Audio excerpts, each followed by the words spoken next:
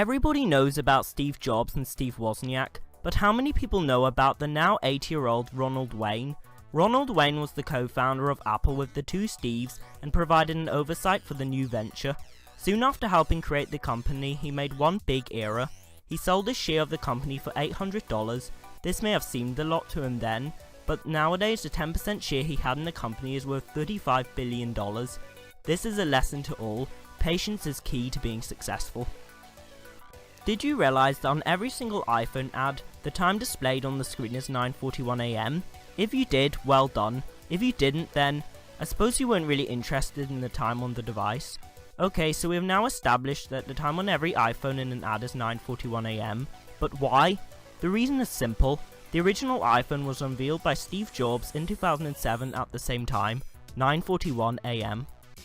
Apple has created lots of amazing products in its time. One of these was the iPod. But did you know that the creator of the iPod idea actually offered his idea to Panasonic as well as Real Networks, but sadly for them at the time they never saw its potential like the creator. But Apple did, and not only did this help the company significantly, but also made sure they could sell 350 million iPod devices in its iPod line. I bet Panasonic and Real Networks are still reeling from their decision today. We all know how technology has gone far, but do we really know just how far it's gone?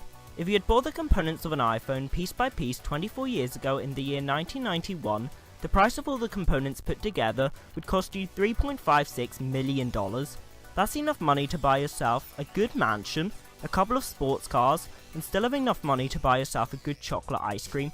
Oh, and maybe another sports car. But how much does it cost to build an iPhone today, you ask? Well, the answer to that is $200 for the 16GB iPhone 6. That's a pretty small price for a phone that will set you back a whopping $649 and not only rips you off quite well, but gives the phone a profit margin of 69%. That's a profit of $449 for each phone sold.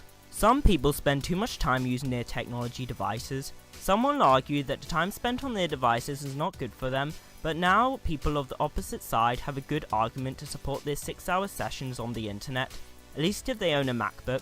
An Apple MacBook could actually save your life. How?